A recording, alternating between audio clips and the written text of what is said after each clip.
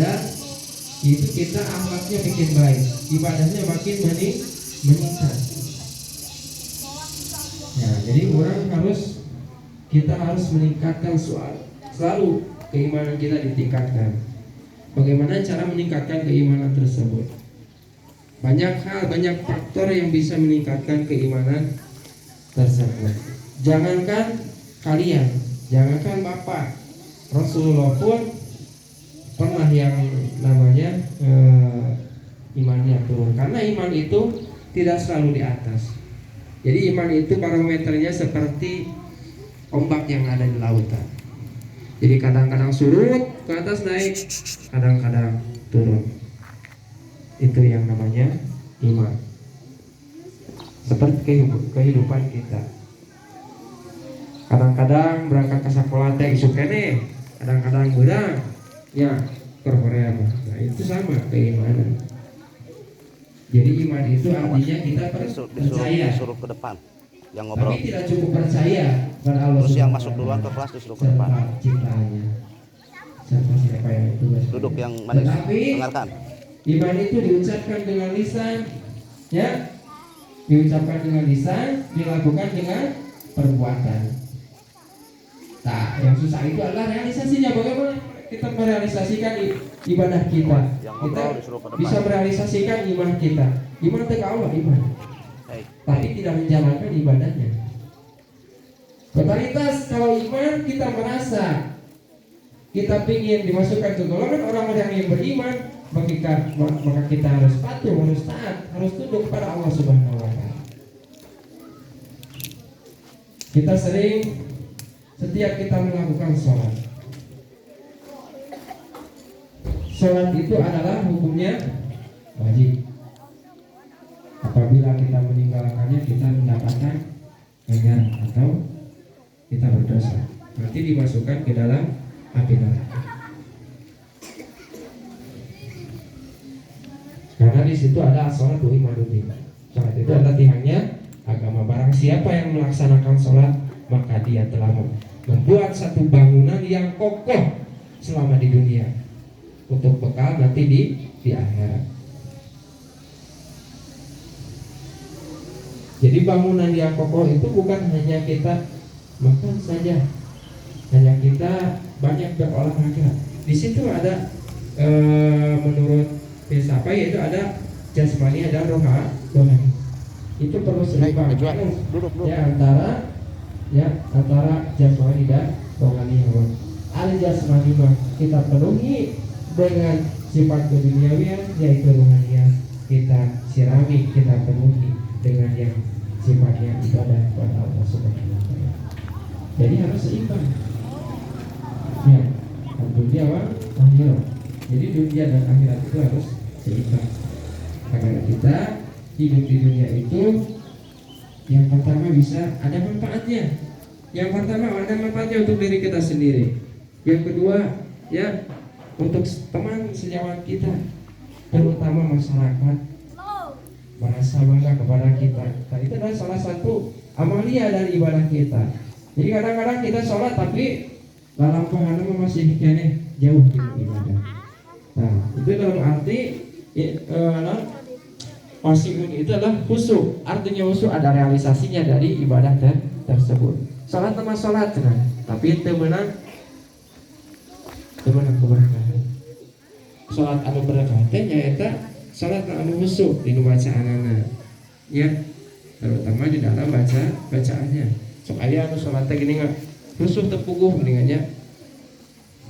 Kusabab naon urang mah ngalaksanakeun kewajiban we. Caranya masalah diterima henteu nama eta urusan Allah. Urang mah apa? Tapi kan orang harus ada niat dan tekad kita.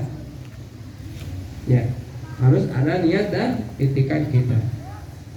Jadi setelah kita mendengar suara azan, begitu Allahu Akbar, ya, hati itu tergugah. Dari mana awalnya? Dari pendengaran. Ya, dari pendengaran lalu dicerna ke mana? Dicerna ke otak.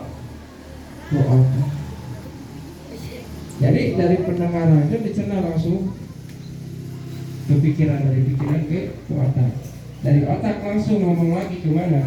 Langsung ke anggota badan jasmania. Jadi antara jasmania dan rohania tidak bisa dipisahkan. Ijwa duduk. Jadi harus seimbang.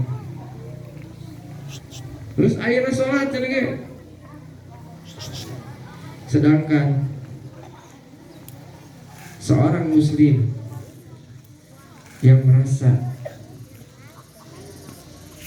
ada panggilan dari Allah Subhanahu wa taala itu langsung melakukan wudu dan melakukan sholat, ibadah seorang muslim yang baik yang taat kepada perintahnya, itu termasuk ke dalam rukun iman tersebut. Jadi tidak hanya diucapkan saja. Sering kita berikrar di dalam sholat. Di dalam sholat kita berikrar, asyhadu an la ilaha illallah. Itu ada salah satu ikrar kita. Ya. Tetapi setelah sholat, setelah beres sholat, Bu, tolong ini bertanya bagaimana ada kegiatan ceramah seperti ini, apakah bagus atau gimana, Bu? Bagus, ada peningkatan alhamdulillah Ya. Cibunar 1. Terus kalau bisa kedepannya dilanjutkan ya, Iya harus itu harus dilanjutkan. berkesinambungan gitu Ya, ya. Jangan cuma pada sebatas Idul Fitri aja. Ramadan harus ada kegiatan seperti ini. Ya, ya bagus, Bu. Terima kasih. Sama-sama. diri kita, yaitu apapun dari akhlak yang baik, bukan akhlakul maksudullah atau akhlak yang buruk. Jadi sedikit-sedikit dikikis dengan perbuatan-perbuatan yang baik. Mudah-mudahan adik-adikku sekalian, para siswa semuanya, hasil dari Ramadan itu akhlak kita lebih baik lagi. Dan mudah-mudahan kalian itu diberikan oleh Allah Subhanahu wa taala kekuatan dalam menjalankan ibadah selama bulan Ramadan dan ada realisasinya dari Ramadan. Jadi untuk kedepannya, jadi setelah Ramadan itu ada yang namanya Idul Fitri. Fitri itu artinya kita, artinya bersih. Jadi kita kembali kepada suci. Jadi seperti tidak boleh ngobrol kain ya, yang putih. Hah?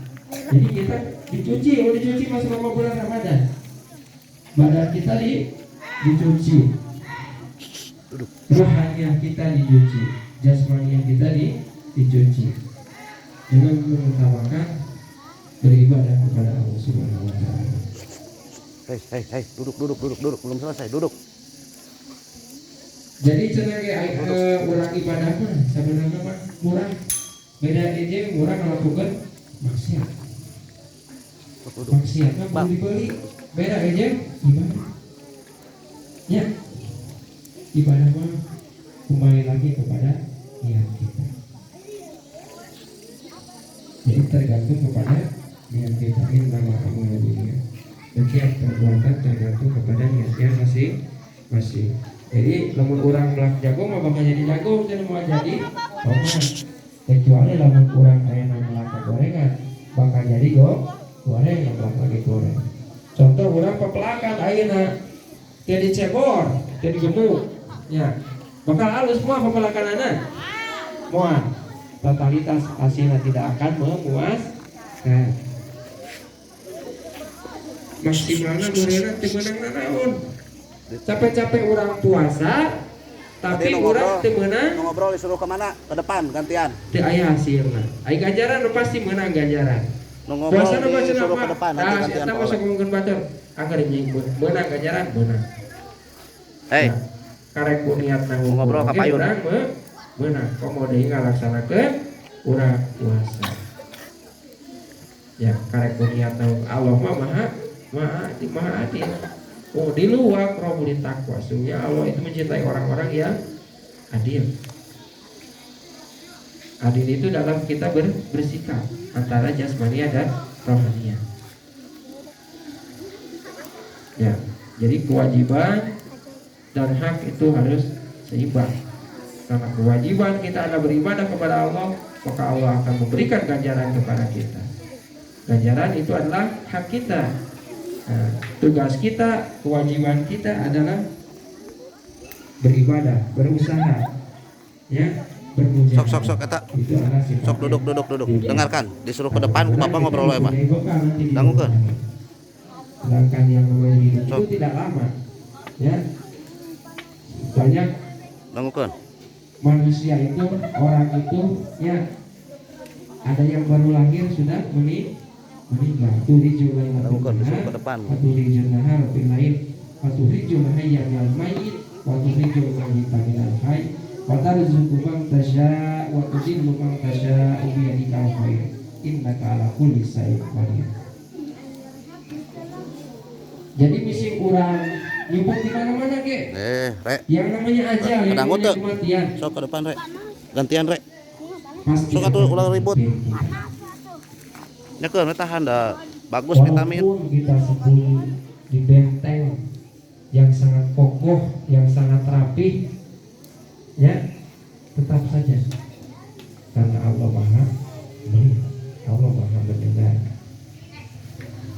Karena umur kita sudah ada yang sudah ada yang atur. Jadi sebelum kita lahir ke alam dunia itu, sebelum kita dilahirkan ke dalam dunia itu, selama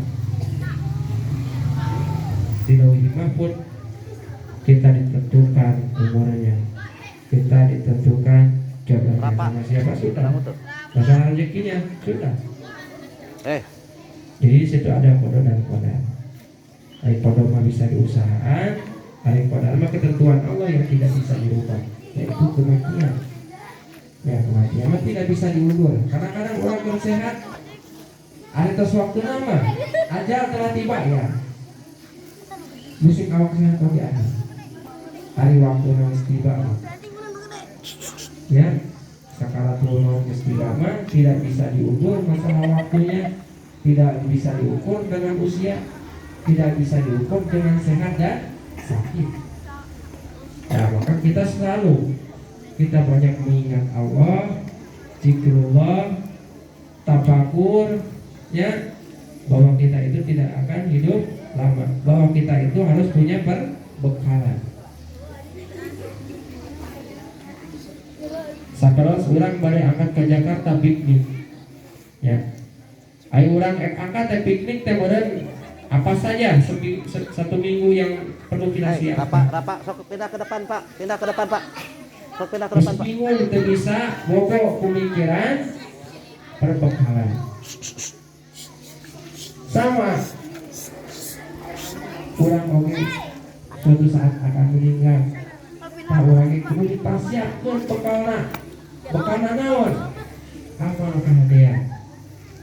Karena yang bisa mengantarkan kita bukan keluarga kita, yang bisa mengantarkan kita bukan mobil, bukan harta, bukan jabatan, tetapi amal kebaikan kita. Itu yang bisa mengantarkan kita. Coba kalau bulan Ramadan dimanfaatkan dengan baik, kita harus punya targetan minimal atau hafalan Quran. Kalau kita hafalan Quran, orang maca nauge maka banyak pahala. Targetan satu hari, satu ayat, tidak apa-apa. Yang penting kita komitmen. Ya, orang konsisten. Jadi orang teh harus bisa memanfaatkan bulan Ramadan ini. Berdiri.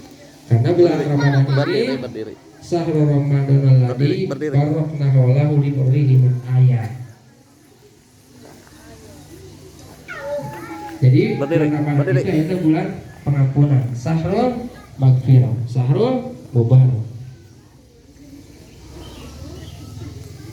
Jadi keberkahan itu dibuka di bulan Ramadan.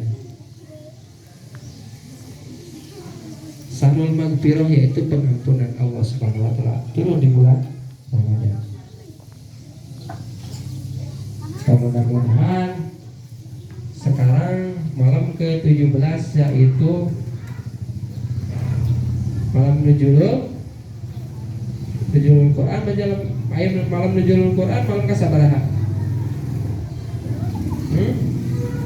Kasabru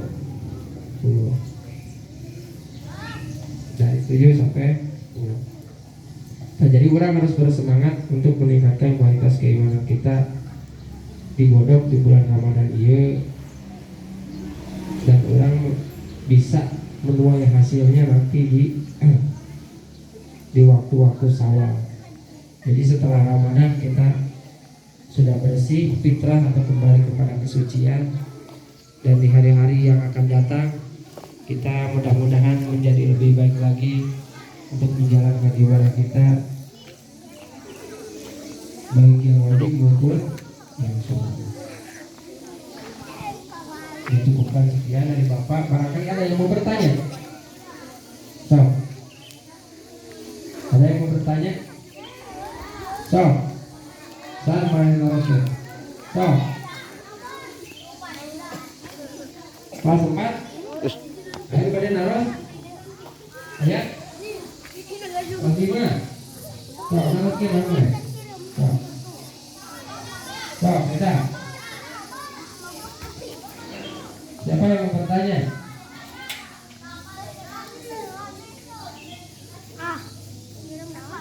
Ini kegiatan bulan Ramadan di SD 1 Cibunar diisi dengan kegiatan ceramah yang disampaikan penceramahnya oleh Pak Sulaihuddin.